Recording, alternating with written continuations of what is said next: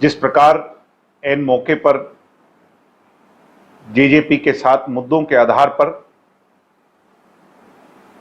वादा खिलाफी हुई, जो वादे किए हुए थे उनसे बीजेपी पीछे हट गई और ये उनका कहीं ना कहीं अनुमानित आंकलन था पहले से कि अगर ऐसा करेंगे तो इसका बड़ा नुकसान जेजेपी को ही होगा।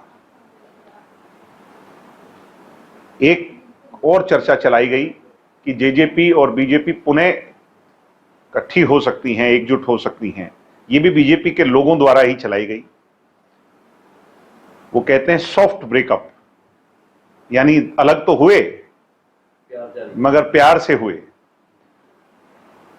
हम ये लोगों को बताने में विफल रहे कि हम बीजेपी के साथ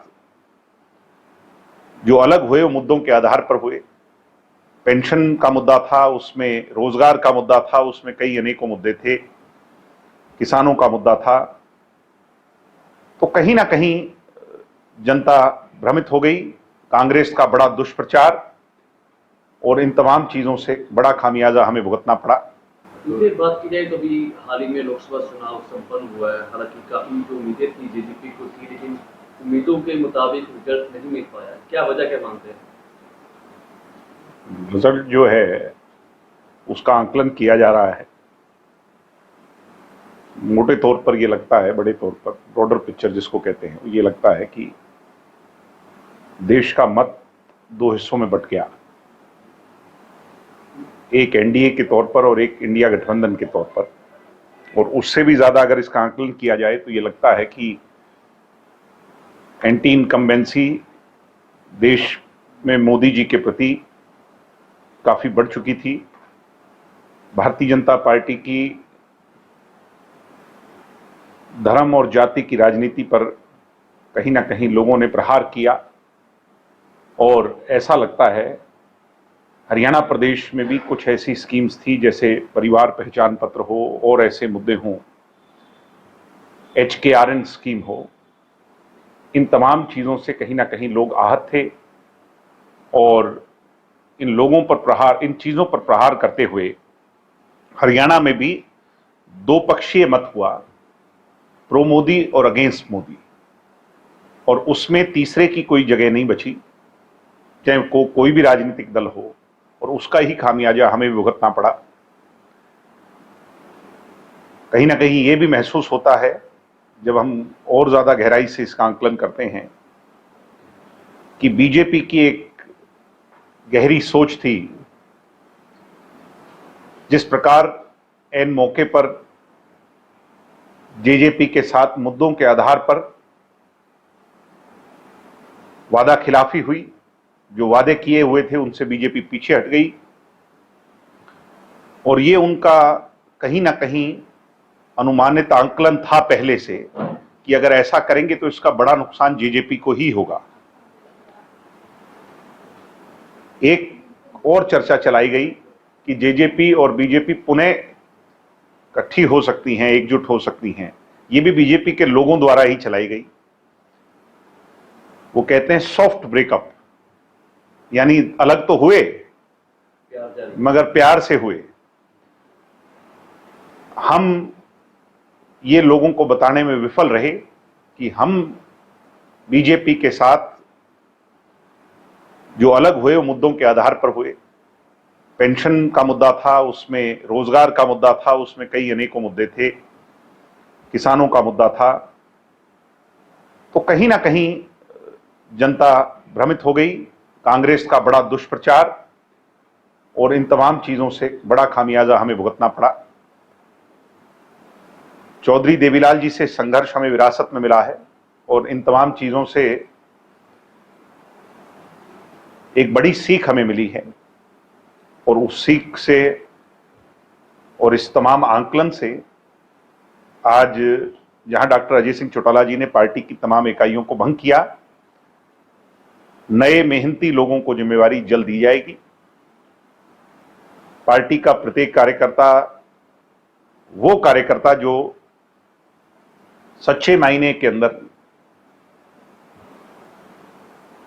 पार्टी से जुड़ा है, ईमानदारी से जुड़ा है, निष्ठा से जुड़ा है, विचारधारा से जुड़ा है उसको अहम पदों पर जिम्मेवारी पर नियुक्त किया जाएगा। और मुझे पूरी उम्मीद है कि पार्टी जनता के बीच में जाकर जनता का विश्वास पुनः जीतने में कामयाब होगी। लोकसभा और विधानसभा चुनाव के अंदर एक बहुत बड़ा अंतर होता है। हरियाणा का इतिहास गवाह है कि लोकसभा चुनाव में अलग ट्रेंड रहे हैं, विधानसभा चुनाव में अलग ट्रेंड रहे हैं। अब ये जो आने वाला चुनाव है ये दो पक्षों में नहीं बटेगा, बल्कि 3 या 4 पक्षों में इसका हिस्सा होगा। और ऐसे में हम अपने किए हुए काम पर, लोगों के विश्वास पर, लोगों का आशीर्वाद प्राप्त कर करके निश्चित तौर पर कामयाब होंगे और पुनः जननायक जनता पार्टी की पुरजोर तरीके से हवा चलेगी।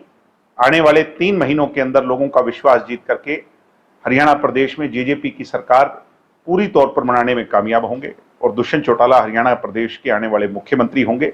इसी संकल्प के साथ कार्यकर्ता पहले दिन से ही रिजल्ट के साथ कोई मायूसी नहीं बल्कि एक बड़ी सीख लेकर के पूरे विश्वास के साथ जुट गए हैं।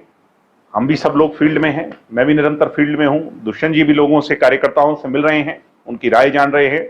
डॉक्टर अजय सिंह चौटाला जी भी राय जान रहे हैं। पार्टी के तमाम लोग तमाम चीजों का आकलन कर करके आगे की जो राह पर विचार कर रहे हैं। लोकसभा चुनाव में बीजेपी को भी 5 सीटें लॉस में गई हैं हरियाणा। क्या मानते हैं कि बीजेपी के साथ साथ जेजेपी को भी काफी नुकसान हुआ?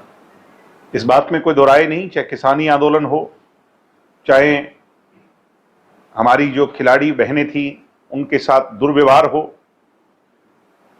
चाहे अरविंद केजरीवाल जी या तमाम लोगों को बेवजह जेल में डालना हो, तो इस तरह का जब अत्याचार होता है तो लोग आक्रोशित होते हैं। जहां हम भी उनके साथ अलायंस में थे तो इसका खामियाजा बीजेपी के साथ साथ जेजेपी को भी भुगतना पड़ा, इसको कहने में मुझे कोई शंका नहीं है। जेजेपी की कार्यकारिणी का गठन कब तक हो जाएगा? जल्दी हो जाएगा। 1 हफ्ते के अंदर अंदर पार्टी तमाम जो मुद्दे हैं, पहलू हैं, उन पर विचार कर रही है। मीटिंग कॉल की जा रही हैं, अलग अलग सेलों की, अलग अलग लोगों से विचार साझे किए जा रहे हैं और जल्द नियुक्तियां तय हो जाएंगी और पार्टी फिर सुचारू रूप से लोगों के बीच। दिग्विजय, कांग्रेस की अगर बात करें, कांग्रेस ने 5 सीटें जीती हैं। उनका कहना है कि विधानसभा चुनाव में भी वो अच्छा प्रदर्शन करेंगे, सरकार बनाएंगे, लेकिन उसके बावजूद कांग्रेस में बगावत हो गई है। किरण चौधरी ने साफ तौर पर बगावत कराई है। उन्होंने कहा कि नाम लिया भूपेंद्र सिंह हुड्डा कहीं ना कहीं ऐसा को मारना की कोशिश कर रहा है। चौधरी भूपेंद्र सिंह हुड्डा, इसके साथ ही शैलजा का भी बयान था कि सीटों का जो वितरण है वो प्रॉपर तरीके से नहीं हो पाया। बात की जाए भिवानी से, अगर रावदान सिंह की जगह, मैं उसी बात पे आ रहा हूं। चौधरी भूपेंद्र सिंह हुड्डा, मैं और मेरी की राजनीति शुरू से करते आए हैं। जब वो मुख्यमंत्री बने तो सबसे बड़ा दायित्व उन्हें मिला। तब भी उन्हें अपना बेटा नजर आया, सीट खाली हुई, बेटे को चुनाव लड़ाया। उसके बाद भी तमाम समय पर पहलुओं पर उन्हें अपना बेटा ही नजर आता रहा। पीछे राज्यसभा की सीट को हरवाने में शाही कांड के मुख्य तौर पर सूत्रधार वो रहे और जब उन्हें अपना बेटा राज्यसभा पहुंचाना था तो उन्हीं मतों से अपने बेटे को राज्यसभा पहुंचा दिया। तो कहीं ना कहीं ऐसा बड़े तौर पर प्रतीत होता है कि चौधरी भूपेंद्र सिंह हुड्डा और भारतीय जनता पार्टी के शीर्ष नेतृत्व के हाथ मिले हुए हैं। ईडी हो, सीबीआई हो, इन तमाम चीजों के डर से सदैव आंख मिचोली का खेल वो खेलते रहे हैं। अब भी सिर्फ अपने पुत्र मोह में भिवानी की सीट पर कांग्रेस के कमजोर प्रत्याशी को उतारा, मनोहर लाल खट्टर जी के सामने कमजोर प्रत्याशी को उतारा, बाहर से इंपोर्ट कर राज बब्बर को लेकर के आए। उनके अलहदा अगर कोई वहां का नुमाइंदा होता तो मजबूत रहता। तो ये लगता है, बड़े तौर पर प्रतीत होता है कि चौधरी भूपेंद्र सिंह हुड्डा कांग्रेस से ज्यादा बीजेपी के हाथों में खेल रहे हैं। और किरण चौधरी जो कह रही हैं वो कुछ गलत नहीं कह रही हैं।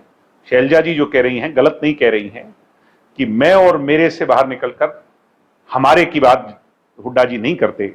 और यही हुड्डा जी की सोच रही है। पहले वो सांगी, किलोई और रोहतक तक सीमित रहते थे, मैं और मेरा तक। अब वो मैं और मेरा अपने बेटे तक सीमित रहते हैं। तो ये राजनीति उन्हें आगे नहीं बढ़ाएगी। आज जहां यूपी के अंदर मैं मानता हूं 70%, 60% से ज्यादा नुकसान हुआ है, एक ऐसे प्रदेश में जहां आंकलन भी नहीं था, हरियाणा में तो इससे ज्यादा नुकसान होने का बीजेपी को वो था। मगर अगर बीजेपी 5 सीटें भी जीती हैं तो उसमें बड़ा रोल चौधरी भूपेंद्र सिंह हुड्डा का है। आगामी 2024 का विधानसभा चुनाव भी आने वाला है, जेजेपी की क्या कुछ प्लानिंग रहेगी? जेजेपी विधानसभा चुनाव के लिए फौरी तौर पर तैयार है। 90 के 90 विधानसभा क्षेत्रों में अब नई नियुक्तियां जब की जाएंगी तो हम जनता के बीच में जाएंगे और जनता जिन बातों पर अगर कोई नाराज है उनसे समायाचना प्राप्त कर करके, लोगों को गले लगाकर, उनका विश्वास जीतकर, उनका दिल जीतकर जो हमने काम किए हैं उन काम को जनता के बीच में ले जा करके आगे का एक नया विजन रख करके दुष्यंत चौटाला को पूरे तौर पर एक मौका देने के लिए हरियाणा की जनता से मांग करेंगे। और हमें पूरा विश्वास है कि दुष्यंत चौटाला के विजन, उनके मिशन, उनकी मेहनत पर जनता जरूर मोहर लगाएगी। इन दिनों चुनाव खत्म होने के बाद एक अलग सी चर्चा चल रही है कि लोग एक दूसरे पर आरोप लगा रहे हैं कि तूने हराया, मैंने हराया, फलां हराया। हम रिकॉर्डिंग भी वायरल हो गई। नहीं, मैं इस पे क्या कहूंगा, वो तो उनका इंटरनल मैटर है। दिनेश जी, क्या मानना है कि ब्रांड मोदी और राम मंदिर को लेकर जो बीजेपी ने एक परसेप्शन तैयार किया था उसको लोगों ने नकारने का काम किया। हालांकि यूपी में 2 सीटें कम हो गई बीजेपी की। सुना है कि अयोध्या से भी वो हार गए हैं, तो ऐसा तो लगता ही है कि धर्म और जाति के नाम पर काट की हांडी बार बार नहीं चढ़ती। एक बार, 2 बार, बार बार अगर वो ये सोचते हैं बीजेपी के लोग कि धर्म के नाम पर जीत जाएंगे तो लोग मुद्दों को नहीं भूलेंगे, ये उनकी बड़ी गलतफहमी है।